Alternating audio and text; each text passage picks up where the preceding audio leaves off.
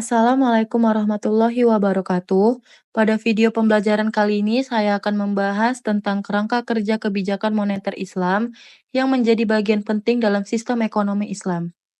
Dalam materi ini, saya akan mengulas 4 bagian utama, dimulai dari pengertian, tujuan, sistem kerja, hingga kerangka kebijakan moneter Islam.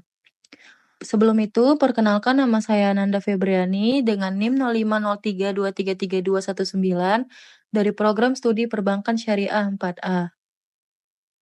Pertama-tama yang akan dibahas yaitu dimulai dari pengertiannya. Kebijakan moneter Islam adalah kebijakan yang dirancang untuk mengatur ekonomi berdasarkan prinsip-prinsip syariah. Tujuan utamanya adalah mengatur jumlah uang yang beredar, menjaga inflasi tetap stabil, dan menciptakan keseimbangan ekonomi. Yang membedakannya dengan sistem konvensional adalah sistem ini menolak penggunaan bunga atau riba dan menghindari spekulasi berlebihan. Fokusnya adalah keadilan, kesejahteraan, dan distribusi kekayaan yang merata. Lalu, tujuan kebijakan moneter Islam juga tidak hanya sekedar menjaga stabilitas ekonomi, tetapi juga ingin memastikan pertumbuhan yang adil, membuka lebih banyak lapangan pekerjaan, dan mengurangi kesenjangan sosial. Jadi bukan hanya soal angka atau grafik ekonomi, tapi juga menyentuh sisi kemanusiaan dan nilai-nilai Islam. Selanjutnya adalah sistem kerjanya. Kebijakan ini dijalankan lewat lembaga-lembaga keuangan syariah yang menggunakan sistem seperti bagi hasil, murabahah, dan akad-akad lainnya yang sesuai dengan syariah. Bank sentral syariah mengatur likuiditas dan mengawasi jalannya sistem ini agar tetap sesuai dengan maqasid syariah, tujuan utama dari hukum Islam. Jadi, semua proses tidak lepas dari nilai-nilai moral dan kebermanfaatan. Kemudian masuk ke kerangka kerjanya. Di sini, kita bicara soal struktur dasar dari kebijakan ini.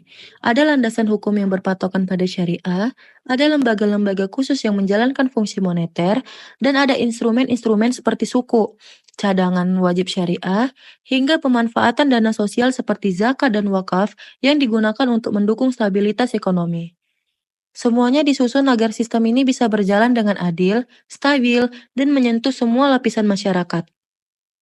Baik, kesimpulan dari materi yang saya bahas tadi, kebijakan moneter Islam bukan hanya soal mengatur uang, tapi juga tentang menciptakan sistem ekonomi yang lebih adil, berkelanjutan, dan berlandaskan etika. Ia menolak riba dan praktik yang merugikan, lalu mendorong distribusi kekayaan yang merata lewat pendekatan yang tidak hanya efisien secara ekonomi, tapi juga berkeadilan secara sosial.